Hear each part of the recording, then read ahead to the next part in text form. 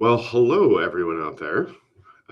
We are here with Kubernetes by Example Insider. I'm Langdon White, your host, and I am a professor over at Boston University. And for this episode, this is actually our 24th episode. So we decided that it was our 2-year anniversary, even though it's actually been slightly more. So we decided that we would do a little bit of a recap of, some of the episodes we've done in the past, as well as kind of what we're doing with the show and how it's evolved and that kind of stuff. If you haven't seen it, we actually did an episode called Episode 0, where we introduced the show and what we were about and why we were doing it at all, way back. And we'll drop the link in the chat so you can check it out if you want to. But long story short, I'd like to welcome at least, is this all the co-hosts? This might be all of our co-hosts that we've had. Well, not anymore. So early on, we also had Chris Short as a co-host, and I'm trying to think if there's anybody else. But most of the ones that we've been who've been on the show in the past year or so are all here today, and so I will round robin to have them introduce themselves. And because he's in the top left of my screen, Josh Wood, sorry, why don't you go first? Fortunately, I'm in the top left of my screen arrangement too, Langdon, so I was expecting that I might get called on first. Hi, everybody. Welcome to the 24th edition of KBE Insiders. My name is Josh Wood. I am a developer advocate at Red Hat. I focus a lot on OpenShift, but especially community efforts in the open source realm that surround it, extend it, and add new features and kind of focus on the future direction that we see in the industrial orchestration platforms like Kubernetes. I've hosted, I think, 3 or 4 episodes of this show over the last couple of years. I have some good memories of that. We've talked about some neat topics with some folks outside of the company and involved in projects that we're all involved in together. This is a great opportunity to do that. All right, so let's keep it in the Joshes. And Josh Burkes, would you like to introduce yourself? Yeah, other Josh Burgos, which is why we have not hosted a show. I have not hosted a show with Josh Wood because that would be too confusing. I'm in the Red Hat Open Source Program Office, where I help Red Hat steward its contributions to Kubernetes. I started with Red Hat 7 years ago, actually, because I was already working on Kubernetes at the time, which is like, I think that was before 1.0, but early days.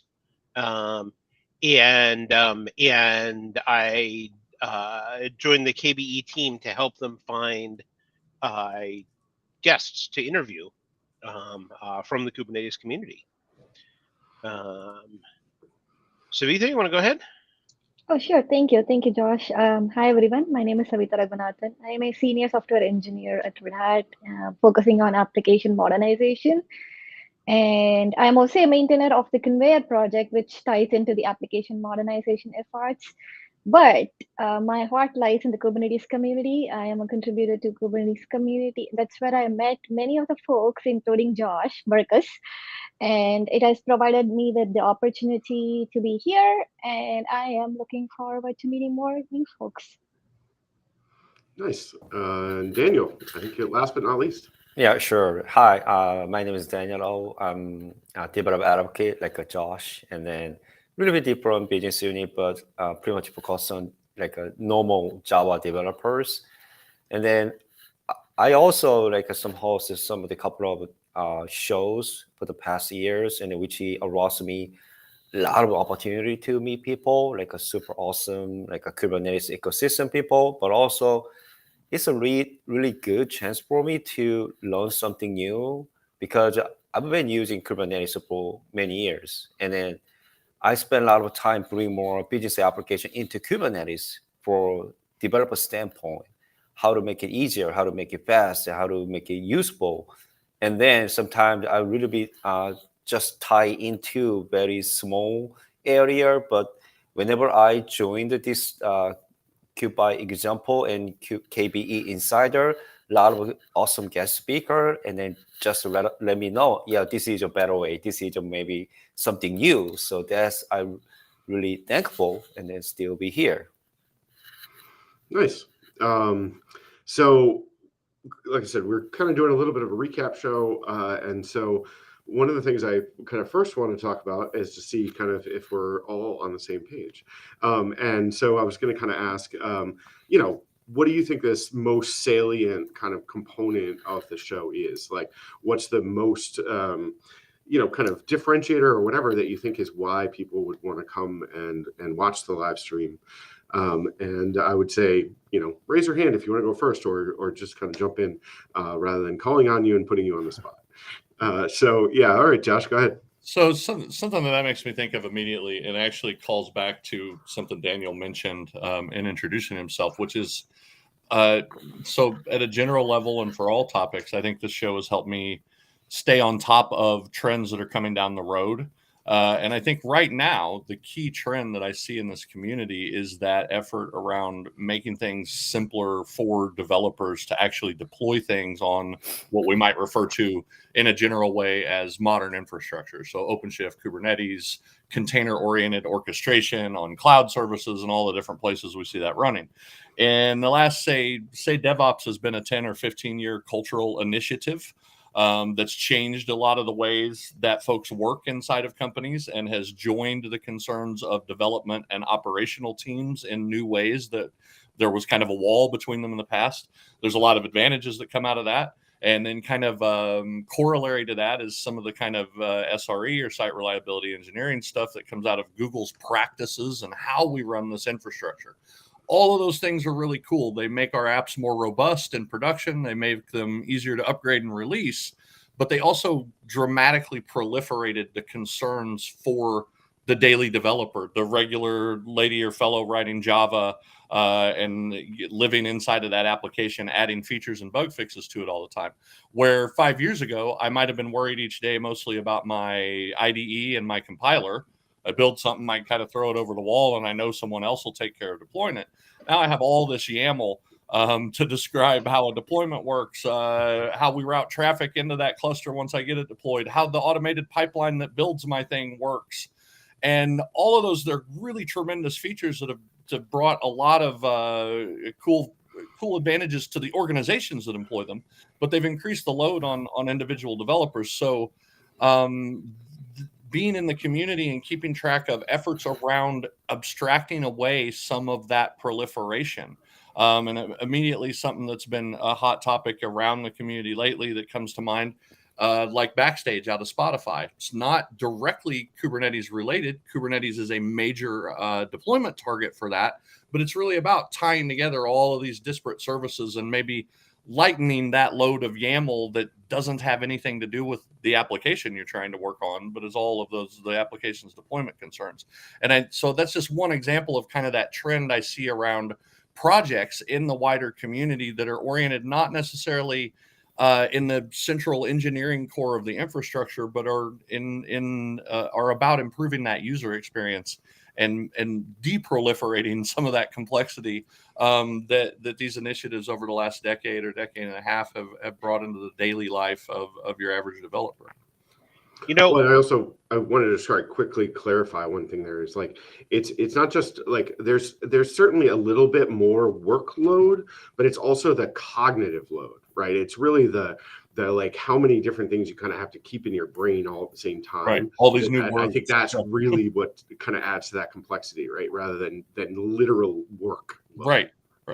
Sorry, Josh, go ahead, Burgos. Oh, I was just going to say, one of the things that I've thought about with Kubernetes is that YAML may have been a mistake, but not for the reasons that people talk about it being a mistake. It may have actually been a mistake because it was too easy, right? Because the YAML was never meant to be the UI, right? The assumption was that people were going to go ahead and build tools that would write the YAML for you. But I think the problem is that the YAML was just easy enough to write that people were really slow to build those tools, right? If it had been XML or syntactical, JSON, HTML, something like that, something that really required a lot of sort of annoying punctuation, people might have been a lot faster to actually build tools to write it for them. See, I was going to say that yeah. some people here definitely, and some people listening to the show may remember that exact same assumption about XML, which also took forever to get any tools, because it was like, yes, it's harder to write than YAML, sure, but it's still pretty easy to write. And so as a result, you ended up with a lot of handwritten XML, doing kind of service-oriented architecture type stuff, or, portal-y stuff, or whatever.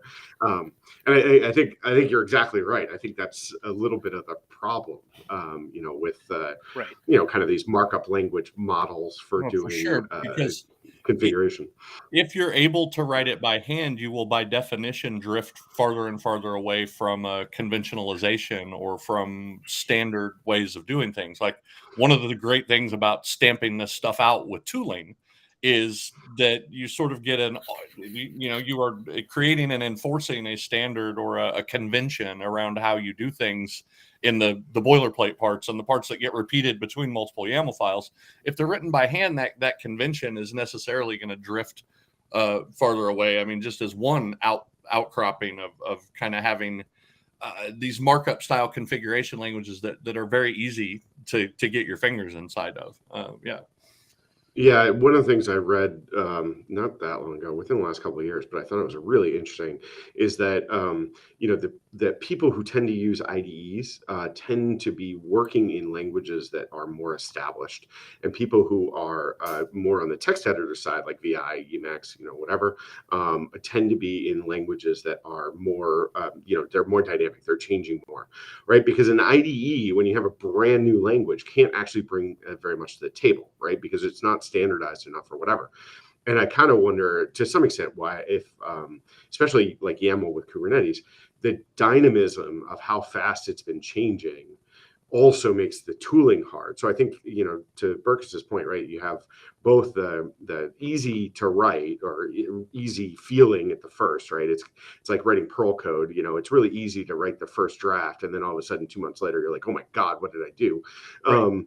And then, but you also have the problem of the IDEs can't really, are having a hard time keeping up, because you have, a new custom resource definition every, 6 hours. Right. And it's something we saw, and this is the funny thing, is that, like, people like me who are infrastructure people, right? Because ultimately what happened was that Kubernetes got built by infrastructure people.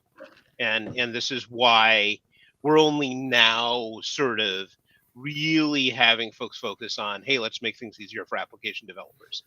Because the problem is, well, even as infrastructure people, you start with the idea of making things easier for application developers. But since you are not an application developer, your idea of making things easy is not necessarily their idea of making things easy. And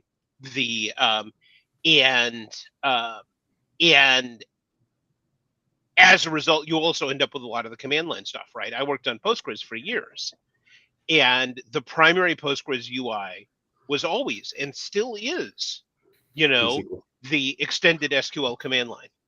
There are still things you can do on that command line that you can't do with any other interface.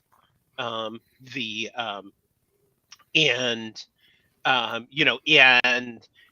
of it you looked at, like, I don't know if you saw some of the early Kelsey Hightower demonstrations of Kubernetes and showing people how to use Kubernetes. And he even went more direct, where he just inserted JSON directly into etcd, which you can totally do. It actually works as long as you don't mess it up, right? As long as you're perfect, you mess it up, you can bring down your whole cluster, right? But anyway, one of the things we tried to bring people with this show is to bring in people who talk about these sorts of things, right? As in, where are we going with Kubernetes? What's sort of the next step? What's the next step, not just in Kubernetes, but also in cloud, right?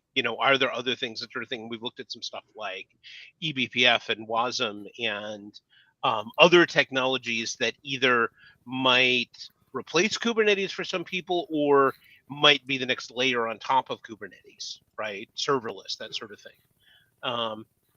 And so to really sort of give people an idea, this is why it's Insider, to give people an idea of where we might be going. Because we're not done sort of building this thing All right, I'm gonna call on Savita. What do you think? Yeah.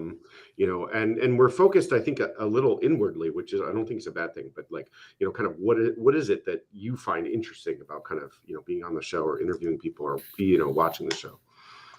So, for all the reasons that both Josh has mentioned, and for me, there is also another thing that there is this show brings people together. I see the way that I see is that we connect people together when we interview insiders. I mean, when we interview people who are Kubernetes insiders or like um, the people who are maintainers, contributors of the new technologies like WhatsApp and whatnot, you get to understand how the community is, and gives an opportunity for people who are listening to the show on how to get started, onboard it, contribute, and grow the community in ways, you know, like make it sustainable. So for me, the connection that puts the show apart, you know. Cool. Yeah, no, I don't disagree. I mean, you know, it's right there in the word, which, you know, people kind of gloss over a lot, right? But community, right? You know, open source projects, they largely they work because there's communities and, you know, sub communities and all that other stuff. And you know, communities require a lot of effort to maintain and grow and all that jazz.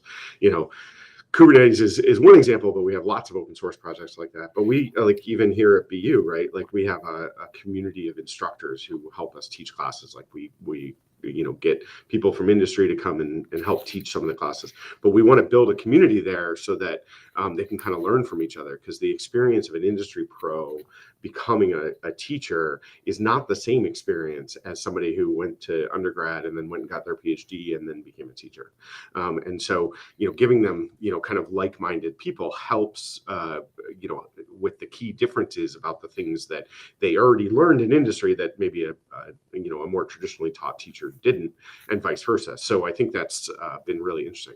But it's a lot of work to maintain it. You got to build relationships. You got to, you know, try to convince them that there's stuff to do when you're not in the meeting, you know, things like that. And I think communities are really hard, and I think that's really, really important. So I really strongly agree with you, Savita, that the, you know, trying to build those connections and recognizing that there are people in your community who are driving the bus and paying attention to what's going on with that really can make a big difference. All right, so Daniel, I think you're last. We're turning to you. What do you feel like is the kind of biggest driver for you for KBE Insider? Yeah, so I just a little bit thinking about that, why you guys actually talked about it. I pretty much agree with the Josh and Savita and another Josh thought as well. But in my case, so why people actually want to come to the show again is pretty much the guest speaker, and then they actually share their own experience rather than just presenting their own great Chinese feature. Everybody actually can go to some conference in person or virtual YouTube channel. They can find, oh, this is a new cool feature, but they cannot find what is people like a failure or some use cases or the real experience. How do that new technology and community help their daily job, just like Josh said. So for example, we already showed like a new trend and technology. For example, WASM and then like a eBPF is a really buzzword, and even like AI ML stuff. And then everybody's talking about same thing. Okay, this is a really cool product or technology. You should use that. But people really wondering, if I adapt to that technology, how to make my life easier and then better. I don't want to spend my time after 6 p.m. I don't want to be bothered or something else. And then the show actually showed that real story. Okay. And then our show actually share, okay, why this matter? And then why this technology was born to figure out this kind of stuff. So people actually have some desire to understand that and figure it out that. So that's why people coming to our show and are really willing to revisit again. Yeah, that's what I'm thinking. Yeah, and I want to just like second or add to that a little bit, because that at one level of listener or audience member, like folks who are already in the daily practice or working in a tech job somewhere doing development, there's that sort of information. That's a really practical kind of case studied information from the folks who have been guests and guest speakers on the show, as opposed, like Daniel is saying, to a flashy demo that you might do at a conference. You might actually talk about implementation failures and complications and ways where project X and project Y didn't initially work really well together. And then it's sort of a level even more of a beginner than that. One of my favorite parts of the segments that I've watched and that I've been involved in co-hosting is we'll have somebody who is maybe a co-founder at a startup, or a group leader inside the Kubernetes community, or a project leader on some other open source project. And we'll get to hear their story about not just why that project started, but how they began in open source. And how, like, what were the first projects they worked on? What kinds of things did they do in those projects? I mean, I remember some guests talking about, like, really early on, I was always looking for documentation bugs to fix. And that was one of the ways that I got PRs moving up a channel and got to know some folks in the community. And that led to other projects I worked on, and more like kind of coding oriented things. So I think that kind of instruction for folks who might be really early in the path on kind of exploring open sources, not just how do you participate, but even how do you find the communities beyond this show and get into those communities, because that community is such an important support structure if you're going to employ technologies that are generated by and coming out of those communities. So I think that's almost a twofold function that Daniel alluded to, and hopefully I usefully expanded on a little bit. There's like, Absolutely. you get business information, how to use the stuff, and also some career and community insight. How do you find folks? How do you start working on an open source project, improving something that you yourself are using? Yeah, that's exactly what I ask a lot when I go to some conference area, like a booth area. When I met a lot of university and college students, they're actually looking for okay, where I can find some of the more valuable information to get better job after graduation. So yeah, you should go to there, and then there are tons of the information. Even if you see CNCF landscape, there are thousands of projects. So it's too many projects. Which one I need to choose? That's why people need to find some inspiration and insightful information rather than just normal knowledge. Yeah, so I kind of want to jump in there because Josh, you stole my comment, which was, one of the things I really like about the show is we ask two questions of every guest that comes on, right? What got you into open source, and what got you into Kubernetes? And exactly to your point, I think it's really important about kind of showing an example of how you can more get involved in open source by looking at these people who are successful in open source and kind of how did they get to that point. That's, I think, a hugely useful thing to know. The other thing that's kind of to both your points a little bit that I think is really useful at the show is, coming from the developer side of the house, right? One of the things that is always terrifying about open source is betting on the right horse. And so if you often will have multiple technology options for how to approach a particular problem. And when it's open source, you're not always sure which one is going to continue, right? So what I think is really useful about the show is that, talking about like eBPF and WASM in particular, given the number of people that we've interviewed about it, given the number of people we've talked to about it, you can make a pretty good bet that WASM and eBPF are going to continue. They're going to be important. And so making an investment, I think, Daniel, you said, kind of after hours or whatever, in kind of learning those technologies is probably a good one. Whereas, some other tool chain, and for me, one of the big ones where I got burned really badly and still think it was a great piece of technology was Spring Batch way back in the day. And I spent a lot of time and energy. I centered an application around it, et cetera. And then it just kind of died. At least as far as I can tell. I don't know, maybe it's come back, and it's since I was really playing a lot in Spring. But it was just kind of like there was, it had all this promise, but what I didn't have a connection to really was a strong connection to the Spring community to find out if there was a lot of people behind it. I just kind of had the docs, or the website or whatever. And so I think that's one of the things that's really valuable about the show and something I hope we're bringing to our audience. I feel like I just closed the show, but all right. So let's see. Should we could try talking about actually I like one of the other questions we kind of genned up beforehand. Can y'all comment on, like, one of the things we try very hard to do is to get guests from really disparate backgrounds as well as disparate kind of projects that they work on. I'm kind of curious about your perspectives on why is that a good thing, or do you think it doesn't much matter? And I know the question's a little biased, and I'm pretty confident I know all of your answers that it's more on the good side, but feel free to kind of weigh in. All right, who are we going to make go first? How about Savita? You're up. So I'm going to summarize it one more time before I answer it.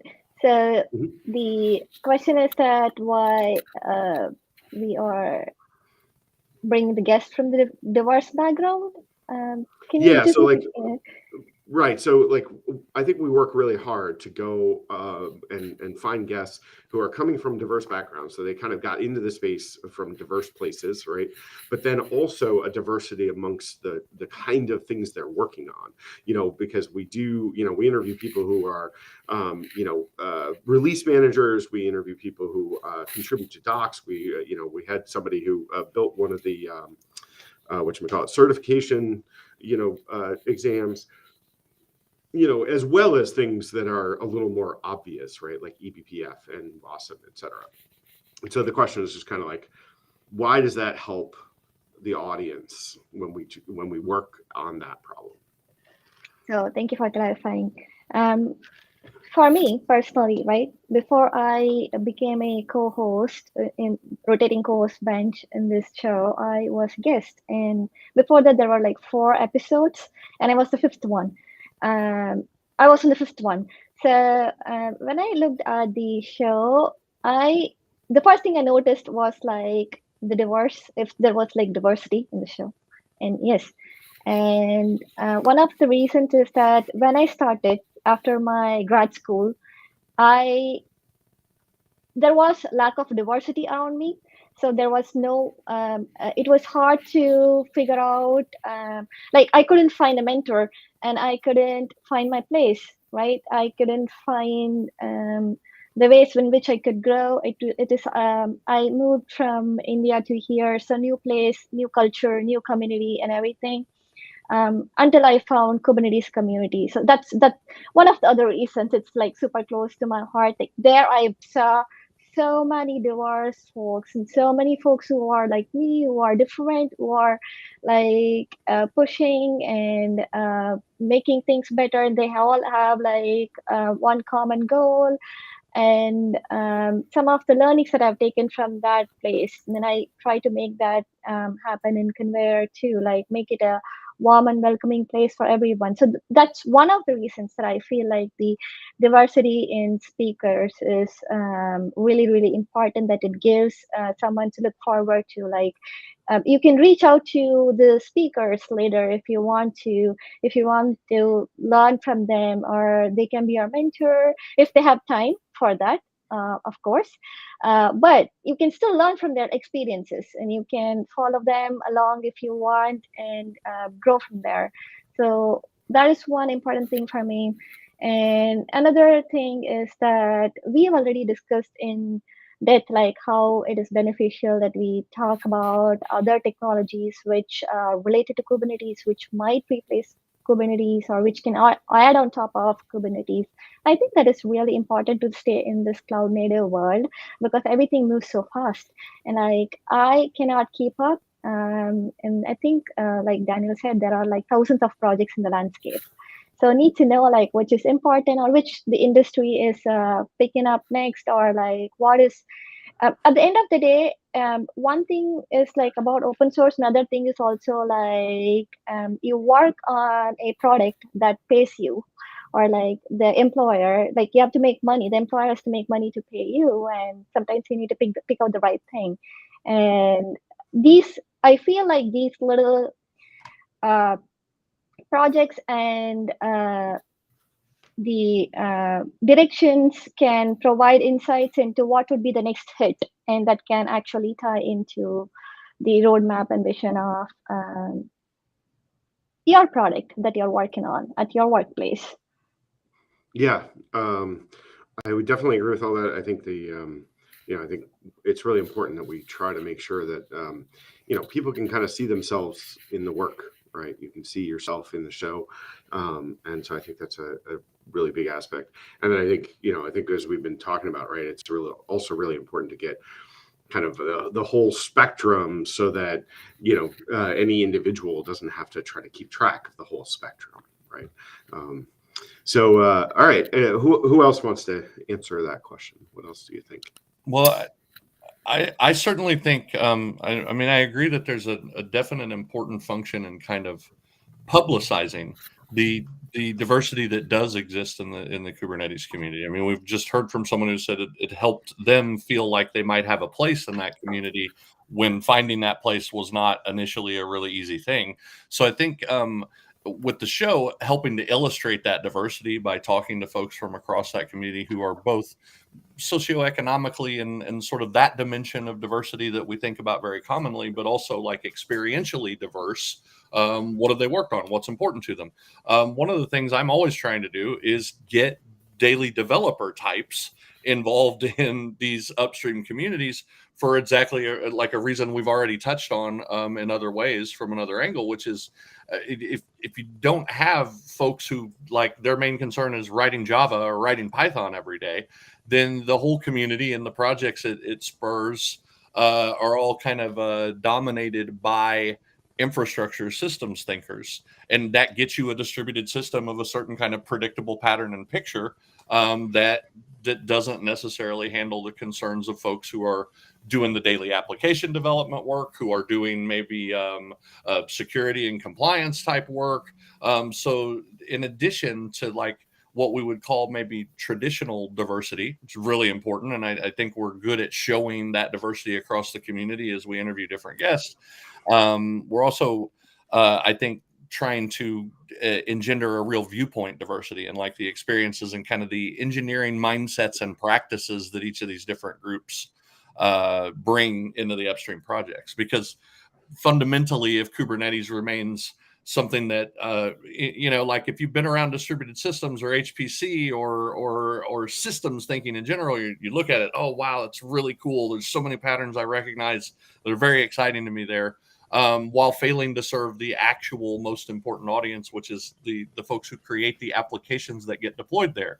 Because the large, pretty distributed systems I've spent a lot of my career working on don't really do anything that human beings care about until application developers run code on them, right? They're like an operating system kernel, right? Right. So speaking of people with an application development background, Daniel. Yep. So so diversity is always super important thing, and not only like some find speakers, but also like some looking at some specific topic. Also Kubernetes is already super mature stuff. Everybody is doing Kubernetes, even if everybody don't know what Kubernetes is. But the Kubernetes is like a de facto. Everybody needs to do that. If you do not, it's something kind of you behind some history. The thing is, I'm more looking into like an ecosystem on the Kubernetes, which is just some kind of make me like some new diversity approach. It's not only speaker, but also relevant to technologies. So some speakers should come from end user perspective. And then some guest speaker should come from like a more founder of their technologies. Because like just Josh said, like a daily life, okay, I'm just 20 years Java developer, but not super awesome developer, just like a normal guy. I just spend like 6 or 7 hours at home and then just develop my business logic and Java. And then my challenge is I need to make some new observability on my application, but the application should be running on Kubernetes. And then I don't want to use old technology. And how do I do that? And then that is my mission challenge for the next 2 weeks. And then maybe go to like some KBE. There are some guy actually talk about how to make it better your application have observability using OpenTelemetry, which is the second largest commitment in the CNCF projects. And then, but I don't want to listen, this is an awesome project and this is a new feature and how to instrument, what is the SDK. I pretty much more focus on, okay, how to integrate this new great community project into my actual application with some example, sample, and practices, and what is the some kind of troubleshooting practices, something like that. That's why we also looking forward to find some people from many different perspectives, like end user and the developers, the platform engineer, even some of the stuff like some like a rock star speakers as well. Yeah, that's I'm really that's my thought actually for the diversity and then find them speaker and then our upcoming topics as well. So I couldn't agree with this more. Speaking as a strong development background, right? And then I spent a bunch of years at Red Hat, which is a bunch of infrastructure people, right? There are a lot of them, right? And shameless plug, right? This is actually why we have recently started this.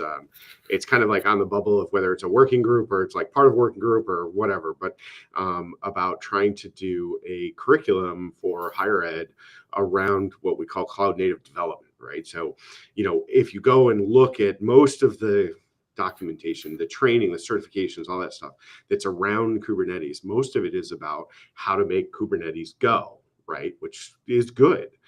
But it doesn't really give much to the application developer about like, what does it mean to build cloud native applications? Like, what is event-driven architecture? Why do I want to build things such that or like, what do I have to change about how I build things such that they live natively in places like Kubernetes?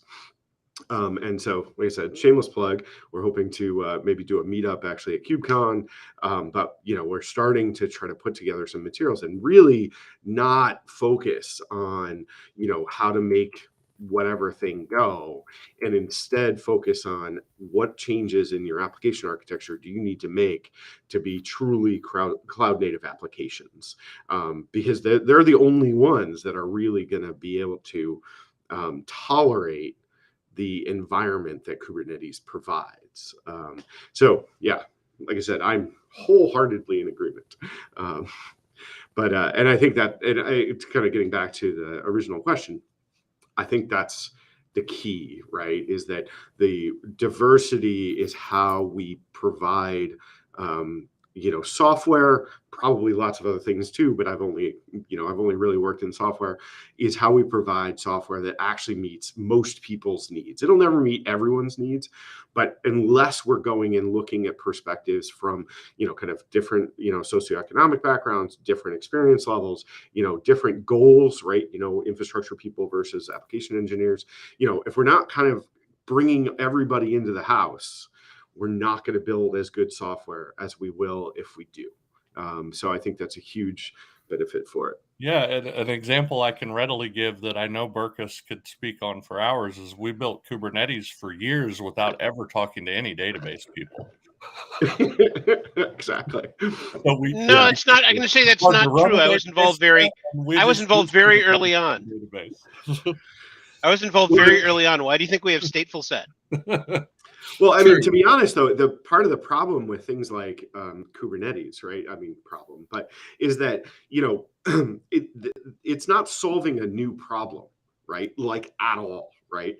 It's trying to universally solve it for a kind of across a bunch of environments. The thing is that things like databases in particular, right, have actually solved this problem, most of the problems that Kubernetes is trying to solve for a long time, and does it very, very well, right? They're very good at horizontal scaling. They're very good at being modified to do vertical scaling if that's your preference. They do it well. And so kind of getting in the mix of it, wait, what databases were you using? So I would say, between, so it's not trivial to set it up, but, I would say, like, I think Postgres scales much better as kind of a single instance with, or replicas or whatever, then it kind of like, I think Kubernetes kind of gets in the way until you do things like, as you say, like stateful sets, like its kind of core design kind of doesn't let a database do what it does well. Does that make sense? I don't know if I'm explaining that. Yeah, because you have applications that have their own notions of clustering, is the way I have always sort of talked about. Right. And databases are the kind of canonical example. There's also kind of distributed file systems that had done a lot of advanced work down kind of their own paths on this that were outside of Kubernetes techniques. And it proved difficult to adapt to that Kubernetes API interface. That's a lot of what the original inspiration behind the operators pattern and concept was really about. How do we map Postgres' notion of what a cluster is to Kubernetes' notion of what a cluster is? I think Burkes is just really close to Postgres, and so therefore it only sees its and flaws. database technology in general. I found that really amusing, because the whole reason I got involved with Kubernetes to begin with was I was trying to automate Postgres failover. Because there was no way to do that natively with Postgres tools. Right? Like, you could actually make the failover happen and it worked really well, but a human being had to trigger it. And, as you started down the road of multiple steps of automation until we ended up on Kubernetes, because the problem is you get, okay, well, we're going to have, a watchdog and a script somewhere, but where does that watchdog live? What happens if the watchdog fails? Getting all the way down that, and you end up with, oh, hey, I'm now deploying Postgres in a Kubernetes cluster. And I do think, actually, weirdly, I think that Kubernetes ended up solving problems, believe it or not, for databases before it really solved them for things like Java application development. For the simple reason that in order to make Kubernetes work, the community attracted a lot of infrastructure people. Right. And they and those infrastructure people built things, but there's a huge overlap between database people and sort of general systems infrastructure people. There's not as much a huge overlap between infrastructure people and people, for example, who build application front ends. Right. Well, but I think Java's a great example there, where Java also had a similar problem, right? Because Java has this, robust model for doing, this virtual machine thing, right? Where it's meant and designed to be kind of like clustered, right? It's a big iron component, and then you run all your little applications in it. So when you came along and said, oh yeah, we're going to kill your big iron virtual machine, every 10 seconds, then something like Quarkus had to come along, right? Because it's just like fundamentally at odds with the design of how like Java works, right? You have these application servers, and arguably C# back in the days of like MTS and that kind of stuff has similar problems, because they're designed for long runtime, right? And then you have applications that kind of come and go, because they were trying to solve the same problem that Kubernetes is trying to solve. I think it's interesting, right? Is that, basically if you have a technology that's actually solving a problem pretty well, sometimes when a new technology comes along that's trying to solve it for everything, it actually is the least, it's kind of like cities, right? The inner city might be the first to get like cable television, but may take forever to get whatever the latest upgrade is, right? Because they went through the cost, effort, and everything else for that first run and took the hit, right? But they can't imagine going for the incremental improvement, because it's different. That's a really cool example you just used there about cable television, because I live in an area of the country where that's very true about electricity. You really don't want to buy a house that is in a former fancy neighborhood that was one of the first places to get wired, because it still has that wiring, right? And in the time since, as the neighborhood grew around it, that stuff has newer wiring, and that is actually that same problem writ in physical terms that we see with adapting a former paradigm to like a more generalized newer API, kind of like we're talking about with clustered apps. And now I want to run them near, adjacent to, or on Kubernetes, and have some of these same kind of problems. Well, we wired the JVM and an application server, very successfully 20 years ago. So it still has all of those techniques, and it can prove harder to adapt to the latest edge of those techniques. Yeah, I mean, not to go down that rat hole too much. I mean, so Boston, very much like my neighborhood, has this problem, right? Getting fiber laid when you already have cable lines is, kind of a daunting prospect, right? And and even getting power lines put underground, because, originally they just all went on towers, So it's kind of a similar problem if you have kind of a very advanced area early on. It actually sometimes has a hard time adopting the latest advancements. All right, so there was a rabbit hole. Hopefully all y'all don't have to worry about getting fiber or something. So let's kind of maybe move on from there a little bit. I have a very hard time answering this, but one of the other questions we came up with in advance was like, what was your favorite episode? I think for me, the only one I can kind of say as kind of sort of my favorite was 0. Like, I really liked that we went and did a show about why we're going to do the show. I thought that was a really good idea. I thought it worked really well. I thought it made it a lot clearer, especially for our early guests, about what the point was. And so I really like that. But since then, I don't know that I have, I think they've been really interesting. I found most of them interesting. Most of them, I didn't know a whole lot about the community. I found really interesting to talk to people. So I don't know. What about all y'all? Do you have a bias towards an episode or content?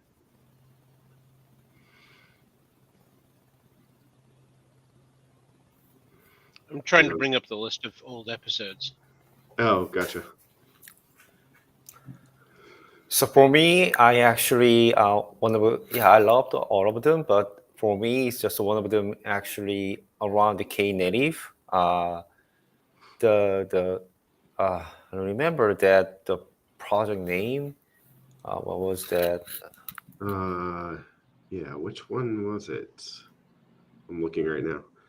The chain guard, the delay. He's the guy. Actually, we met in the KubeCon in Los Angeles I just left the KubeCon, and then we just bump up, and then he just, hey, so you love to Knative? Because I really spent a lot of time Knative project, and he turns out, I'm the founder, one of the founder of the Knative projects, and then after that we keep in touch with. And then, so I asked him, hey, so can you just come to our show and then really talk about the chain guard and the Knative stuff, why actually you invented this cool project? And then it was good. I mean, so I just wanted to say we can meet a lot of people in person and virtually. And then once we meet some people and then we have some relationship, and then we can actually ask them, hey, so I really want you to share your own experience and knowledge on our show. So that's my really good experience. I'm really I'm so grateful to be part of the KBE team, and then bring some people into the show, and then give some chance to share their own stuff so our random watchers and then our subscribers.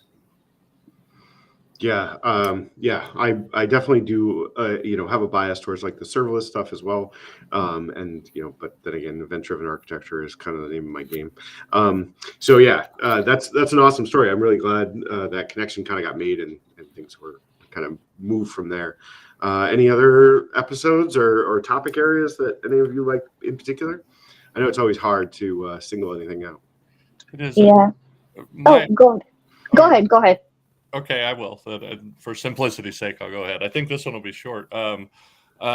Certainly for my personal hobby horses, I really enjoyed the episode on Civ, which is this kind of test harness framework for Kubernetes operators that Michael Gash, who's a pretty good friend of mine, and certainly a longtime acquaintance of mine from CoreOS days and forward. We haven't worked together at one company, but we've worked together on a number of different things. And I think that tech is fascinating. But in a immediate professional life kind of way, the episode that's pretty recent about Podman Desktop was really kind of one of the first stones in what has been a really popular series of efforts. So, and like I work on the dev advocates team, some of this has been work out of my team rather than by me directly, but Podman Desktop has been an extremely important topic and an extremely popular topic for us over the last 4 to 6 months. And I really kind of got my first exposure and any details about it and kind of started thinking about it and promoting it in importance in my own brain as a result of the episode here. And it, quick aside, Podman is a container runtime analogous to Docker and all of the other OCI container running engines. And Podman Desktop is a graphical user interface that makes it a lot easier to engage with the features of that container engine. And those things have been really popular, both for myself and some other folks on my team that have begun working really closely with the desktop project, promoting things they're doing, getting information about new features out there. Yeah, +1 Podman Desktop. I've been using it for, I don't know, since it was created. Actually Podman in general, but the desktop less so, but somewhat. Yeah. So Savita, what about you? For me, it was the SIG release episode with Sasha Grune.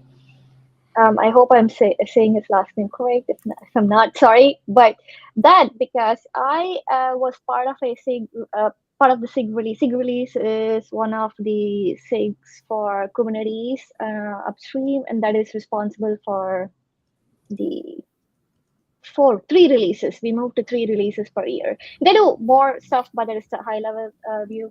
And I really liked the episode because I worked with Shasha for a while and I have interacted via Slack messages. But that was the first time that I got to talk to him in person, right? We work for the same company. He works for Red Hat as well, and I have interacted via Slack messages. But it felt like I got to know him in person, and I really enjoyed that.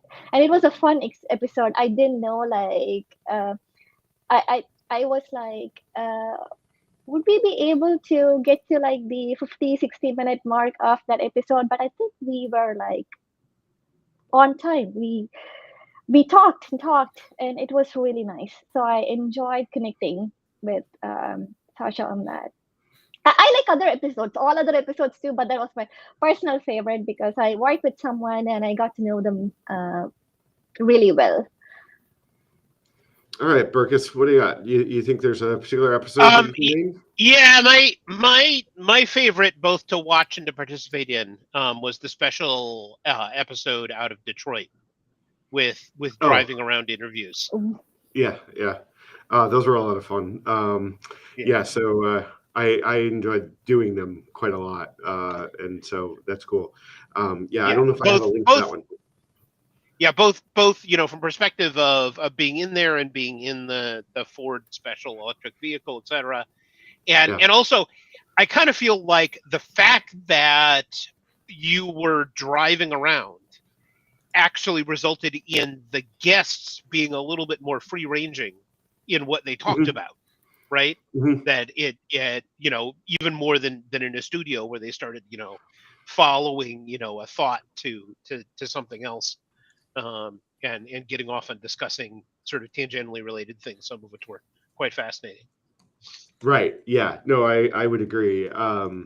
It was funny actually because one of the things we talked about in Amsterdam was actually doing like a canal, like on a boat or something. But I think it would have changed the dynamic a lot because I would then be looking at them and like interviewing them rather than kind of looking ahead at the road, right? Where they're just kind of talking about their subject area, right? And I'm kind of like poking a periodic question, not so much. It's really, I don't want to say it's a monologue as much as to say it's like, but it's a little, as you were kind of saying, it's more free ranging. I think because there's less pressure of questions and and somebody actually talking to you. I thought they came out really well. I'm putting the link in the chat as we speak. Thanks for not taking me to the Canadian border. I didn't get my passport with me. Yes. Right. Yes, that was a constant fear of because there's like this forced on-ramp where if you get on the on-ramp, you can't get out again until you're in Canada. And I didn't have my passport. Many of my guests didn't have their passports. So we were mildly concerned every time we go by. Right. Insert Kubernetes analogy here. The Yeah, that's a validating webhook, right? And they were, yeah, right. Yeah. So I wanted to take it back just a little bit. I realized that there's a topic that has come up in a whole bunch of shows that I found really interesting that hasn't actually had a show about it, which is Backstage. It even came up in this conversation, but I think Backstage showing up, I just thought, if you want to watch a whole bunch of old episodes, basically the course of this year, Backstage has come up almost in every episode. So that's been super interesting. Okay, so I think we are just about out of time. And so I wanted to thank all of you for being on the show today and reminiscing with us, but also for all the times that you've co-hosted with me. I really appreciate the support and your expertise and, kind of bringing a different perspective, as we were talking about earlier. If it's always just me, it's just my questions, right? It's just my opinions. And so I really appreciate the help with giving some different perspectives on the kinds of things we want to know. And then kind of related to that, in the background, helping us identify guests, helping us identify, some of our seed questions to try to have a good idea of what we want to talk about during the show. Really appreciate all that work, and I can't thank you enough. So thank you all. I'm going to give a little round of applause. Anybody else want to have any other kind of closing remarks, or should we kind of call it there?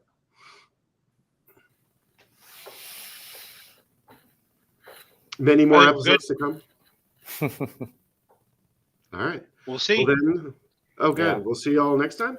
All right. Thanks Thank very you, much, guys. everybody. Yeah. Talk to you later. Thank Bye-bye. you. Bye.